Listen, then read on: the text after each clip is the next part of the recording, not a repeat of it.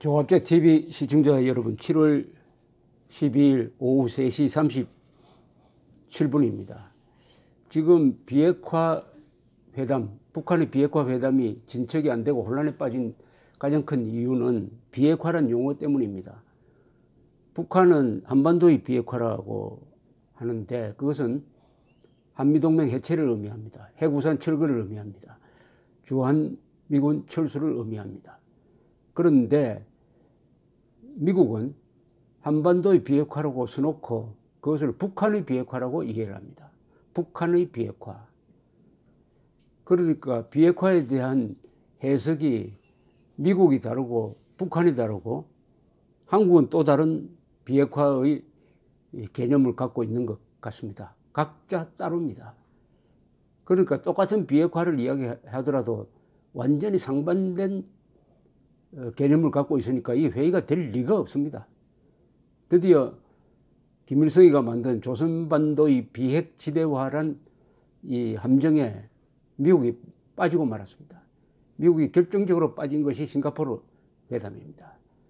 폼페오가 지난주에 가서 김명철이를 만나니까 김명철이가 우리가 말한 비핵화는 바로 종전선언 평화협정 체결을 통해서 한반도의 평화체제를 구축하는 것이다.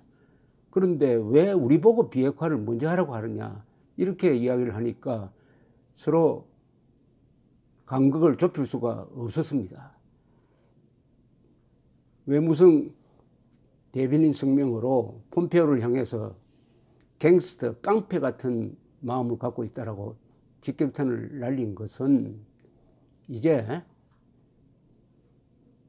트럼프가 행정부가 우리가 판 함정에 빠졌으니까 우리는 느긋하게 요리만 하면 된다 하는 이런 오만한 자세를 반영을 하고 있습니다. 이 욕설을 막 퍼부은 외무성 대변인 성명을 읽어보면은 왜 종전선언을 논의해야 되는데 그 논의는 안 하고 핵 폐기하라는 주장만 하느냐 하는 것이 핵심입니다. 종전선언 빨리 하자는 겁니다. 4월 27일에 문재인 김정은 회담에서 올해 안에 7월 27일 정전기념일을 맞아가지고 남북한 그리고 미국 또는 남북한 미국 중국이 종전선언하는 것을 추진한다고 적혀 있었습니다. 물론 현실적으로 불가능하게 되었죠. 지금 뭐 보름밖에 남지 않았으니까. 그런데 문재인 대통령이 어제 싱가포르 스트레이트 타임스하고 서면 인터뷰를 하면서 종전선언 이야기를 다시 꺼냈습니다. 정전협정 체결 65주년이 되는 올해 종전을 선언하는 것이 우리 정부의 목표다라고 이야기를 했습니다. 그러면서 종전선언을 위해서 다시 한국 정부가 미국과 북한 사이에서 중재를 할 뜻이 있는 것처럼 김의겸 청와대 대변인이 이 브리핑에서 설명을 했습니다. 그런데 지금 워싱턴은 한 달 전과 다른 분위기입니다. 폼페오가 수모를 당하고 왔습니다. 김정은을 세 번째 방문해가지고 김정은을 만나지도 못하고 욕만 먹고 돌아왔어요. 그때 김정은은 뭐 어디 지방에 감자 캐는 무슨 농장에 가 있었다고 합니다. 그러니까 폼페오를 감자보다도 더 하찮게 생각한 것이죠. 그래서 워싱턴 분위기가 험악하고 백악관도 모욕을 당하는데 속으로 아마 불불 끓고 있을 겁니다. 그러나 트럼프는 워낙 좋은 이야기를 많이 해놓으니까 그래도 나는 김정은을 믿는다. 우리가 악수한 걸 잊지 말라는 식으로 이야기를 하고 있습니다만은 이제 미국도 더 이상 속아 넘어가기가 힘들게 되었습니다. 물론 유해를 송환하면 209 송환을 하면 또 그걸 받아가지고 한 달 정도 떠들 겁니다. 역시 김정은이가 약속을 지켰다. 그러나 그건 한 달치입니다. 그건 미국 대통령의 성과도 아닙니다. 돈 주고 가져온 건데 한국당 한 7만 달러 줄 겁니다. 시신장사입니다. 시신장사. 더구나 북한에서는 주민들이 집 주변에서 산에 갔다가 시신을 발굴해가지고 미군 무슨 군표가 나온다, 미군의 그 군번표가 나온다든지 하면 그 시신을 발굴해가지고 가지고 있다가 중국으로 내다 판답니다. 한 구당 $1000 받는다고 그래요. 그럼 중국 브로커가 그걸 미군 당국과 접촉해가지고 또 넘긴다고 합니다. 이런 반인도적인 시신 200구 돌려받는 것은 그것은 미국의 국방부 국장이 자랑할 정도입니다. 이렇게 분위기가 험악하게 돌아가고 있는데 다시 또 문재인 대통령이 나서가지고 미국 측에 종전 선언 같이 합시다라고 하면 아마 이번에 돌아오는 미국의 태도가 아주 냉담할 것입니다. 지금 문재인 대통령에 대한 불신이 커지고 있습니다. 미국 전문가들 사이에는 이미 있었고 이제 이렇게 되니까 커지고 있습니다. 그때 3월 초에 정의용 특사가 와서 미국 쪽에 전해준 이야기가 이게 북한의 비핵화인 줄 알았더니 그게 아니고 한반도의 비핵화고, 한반도의 비핵화는 한미동맹 해체구나, 우리를 속였구나, 아니면 우리가 속아 넘어갔구나, 이렇게 이야기할 겁니다. 물론 공개적으로 그런 이야기를 할 수가 없는 게 트럼프는 더 속았으니까. 그러나 문재인 정권 때문에 해서는 안 될 회담을 해가지고 우리가 트럼프가 덫에 지금 빠졌다 하는 정도는 알게 될 것이니까 또 문재인 정권이 특사를 보낸다든지 누굴 보내가지고 종전선언 하자고 하면은 먹힐 리가 없습니다. 지금 워싱턴의 분위기를 잘 모르는 것 같습니다. 이 문재인 대통령과 문재인 정부는 지금 트럼프 대통령의 갈 길은 세 가지입니다. 첫째는 지금 가는 길로 계속 가는 겁니다. 계속 속는 겁니다. 그렇게 하여 북한을 핵 무장 국가로 사실상 인정해버리는 겁니다. 그럼 미국 역사상 아주 치욕적인 대통령으로 기록될 겁니다. 또 하나는 다시 제재로 돌아가는 겁니다. 그래서 제재를 더 강화하는 겁니다. 이게 상당히 어렵게 됐습니다만은 의지를 가지면은 그렇게 하려면 유턴을 해야 되죠. 그리고 한미 군사훈련도 재개하는 것이죠. 이렇게 되면은 남북 간의 이 접촉은 상당히 어렵게 될 것입니다. 세 번째는 그것보다 더 과격하게 화가 나간 트럼프가 이제는 정말 군사적 공격을 계산하는 것인데 이 세 가지 길이 남아 있습니다. 세 가지 길. 트럼프 대통령이 이참에 북한을 핵 무장 국가로 인정해버리자.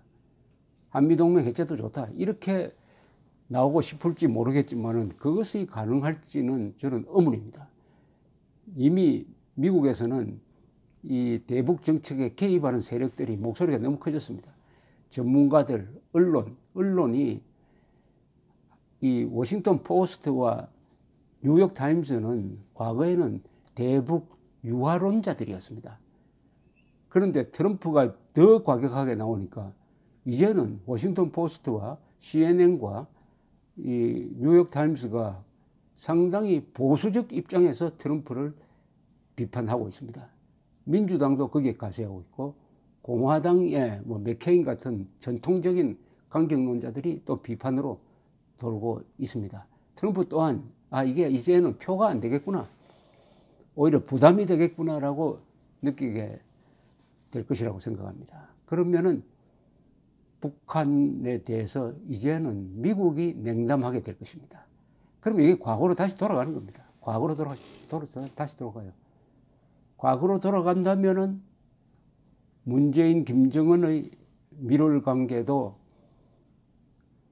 더 이상 진전되기 어렵습니다. 왜냐하면 4.27 선언 등 문재인 대통령의 대북 정책은 다 근거가 있습니다. 김정은이가 비핵화를 한다는 것을 전제로 해서 추진하는 것입니다. 그런데 김정은이가 비핵화를 하겠다고 말한 적도 없고 진전도 없고 했을 때 과연 그런 대북 퍼주기가 가능하겠느냐, 또 제재가 해제될 가능성도 이제는 더 약해지고 말았습니다. 중국이 묵인하는 정도의 물물 교류는 있겠죠. 한반 국경지대에서. 그러나 한국이 북한에 막대한 현금 투자를 해서 뭐 북한의 도로망이나 철도망을 현대화해 준다? 그것은 당분간 불가능하다고 생각하니까 이 종전선언을 추진한다는 것이 이게 뭔가 타이밍도 안 맞고 달라진 워싱턴의 분위기를 잘 모르는 것 같습니다. 그것보다도 가장 중요한 것은 종전선언을 하려고 한다면은 문재인 대통령이 해결해야 될 가장 큰 문제 하나가 있습니다. 세월호 때 사망한 사람들보다 200배나 많은 6만 명의 국군포로가 북한에 불법 억류되어 있는 문제입니다. 그중에 몇 사람이 죽었는지 몇 사람이 살았는지는 알 수가 없습니다. 그러나 우리는 다 살아있다고 간주를 해야 됩니다. 6만 명, 6개사단입니다. 종전선언이라는 것은 전쟁의 후유증을 해소하겠다는 선언이니까 종전선언에 따라서 우리가 미북 사이에 중재를 할 게 아니라 우리가 북한에 대해서 요구해야 될 목록을 만들어야죠. 첫째는 남침 전쟁에 대해서 사과하는 것입니다. 두 번째는 납북자와 국군포로를 돌려주는 것입니다. 국군포로는 6만 명이었는데 다 아오지 탄광에서 일했습니다. 3대에 걸쳐서 노예노동을 했습니다. 3대 세습이 진행되는 동안에 한쪽에서는 국군포로 6만 명이 3대째 노예 생활을 했습니다. 아들도 손자도 할아버지도 같은 지하 1000m 들어가는 탄광에서 일하다가 거기서 사라져 갔습니다. 그 중에 한 300명의 가족이 한국으로 왔습니다. 약 90명의 국군포로가 자발적으로 아주 기적적으로 한국에 탈출해서 북한의 그 참사를 전할 수가 있었습니다. 한 분은 이렇게 이야기를 했습니다. 우리가 피 흘려서 지킨 나라가 남한에 있으니까 언젠가는 우리를 구하러 올 것이다 하는 희망을 갖고 있었다는 겁니다. 라이언 일병 구하기 영화에도 나오듯이 나라가 있으니까 그 나라가 망한 것이 아니라 잘 되고 있으니까 언젠가는 우리를 구하러 올 것이다. 그러나 역대 대한민국 정부는 그런 희망에 응답하지 않았습니다. 문재인 정권은 세월호 사고를 정치적으로 활용해가지고 집권한 게 아니냐 하는 생각이 들 정도로 세월호 사고에 대해서는 끔찍하게 신경을 쓰는데 그 200배나 되는 국군포로에 대해서는 냉담하게 거지없고 그 문제를 덮어버리는, 그 문제를 제기하지 않고 종전선언을 한다면 우리는 영원히 이제 북한의 불법적인 이런 동족 말살을 공개적으로 국제사회에서 떠들 수가 없게 되는 것입니다.